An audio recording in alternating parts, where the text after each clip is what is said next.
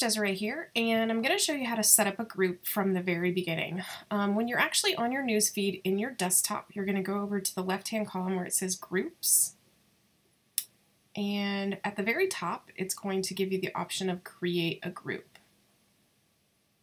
This is where you're going to fill out the details. We're going to call this one Desiree's Pampered Peeps.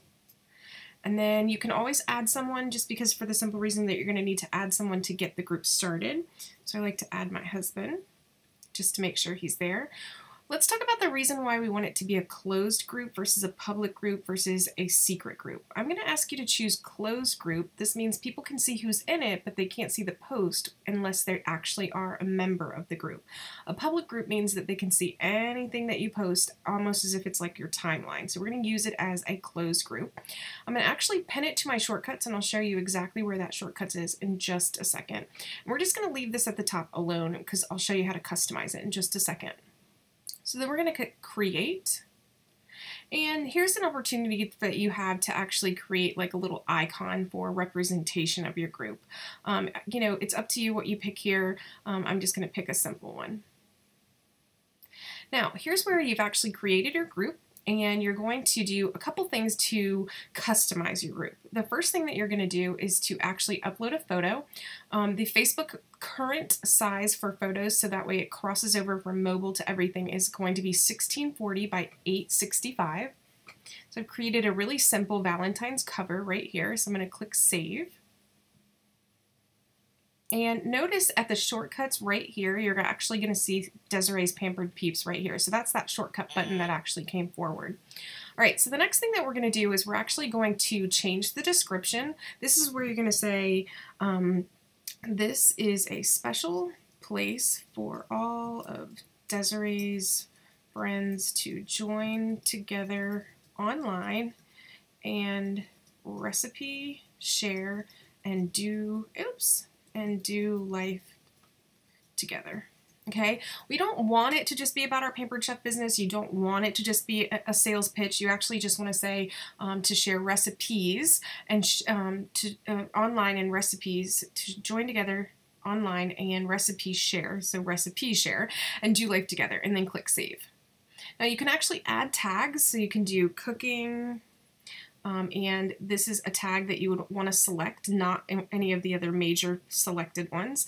You can do Pampered Chef if there's actually that tag right there. All right, and then you're going to click Save.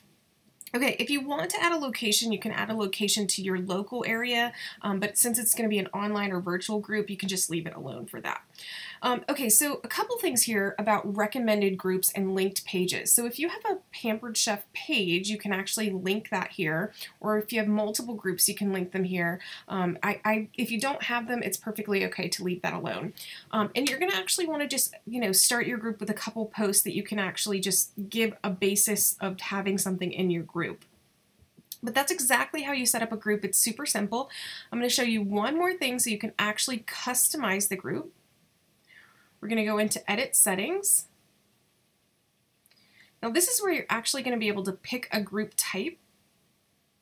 So you can do video games, close friends, club, support, study group. I would just choose club or close friends and then click Confirm.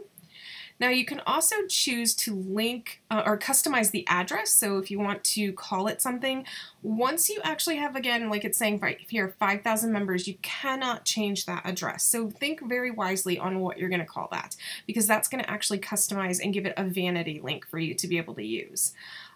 Also, I want to make sure that you say that membership approval, only admins and moderators, that way people don't approve people into your group without your say-so. And you can also ask questions right here in your group. So this would be a great place for you to say, how did you find this group? And what is your favorite Pampered Chef tool? And the last one, of course, let's do something fun. Pizza or tacos? Just have some fun with these questions, because your ultimate goal is just to learn and gain relationship basis for them. And then update your member approval settings. You're going to say okay to that. and then you're actually going to say save. Okay, so anyone can post to the group unless you want to approve the posts. It's up to you which way you go with that, but I like to make sure that people feel like it's a safe place that they can ask questions. Okay, so once you go back over to the group, you'll see that those things have been updated, and this is where you can do a really quick welcome post and really give some ideas and start sharing with your people. And you can actually share your group by clicking this share button right here.